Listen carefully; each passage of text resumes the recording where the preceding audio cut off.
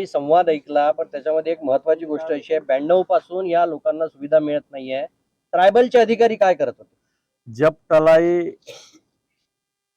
तालुका धानोरा, जिल्हा गडचिरोली येथे आदिवासी विकास विभागाच्या माध्यमातून 1992ला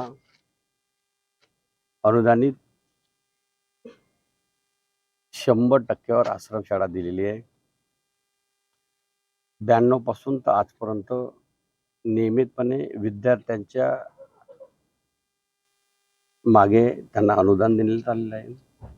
परंतु वाईट याचं वाटलं का 92 पासून सुरू असलेल्या अनुदानित आश्रमशाळा त्या मुलींना माझ्या बेडवर झोपासाठी बेड देऊ शकले नाही, शुद्ध पिण्याचं पाणी देऊ शकले नाही, जेवणासाठी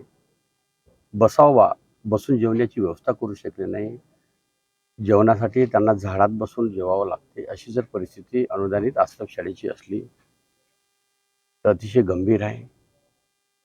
परवा जे दिनांक 10 तारखेला सकाळी घडलेली घटना अतिशय दुर्दैवी आहे, वाईट आहे. त्याची तर नोंद घेतलेली आहे, दखल घेतलेली आहे. परंतु या अनुदानित आश्रमशाळेवर आमचा प्रकल्प अधिकाऱ्याच्या कार्यालयाअंतर्गत ज्यांच्याकडे जबाबदारी दिली होती की ही शाळा तपासणे, या शाळेमध्ये असलेली अनियमितता, कमी सुविधा याबाबतचं विजिट बुकमध्ये नोंद करून ते वरिष्ठ अधिकाऱ्यांना कळवण्याची जबाबदारी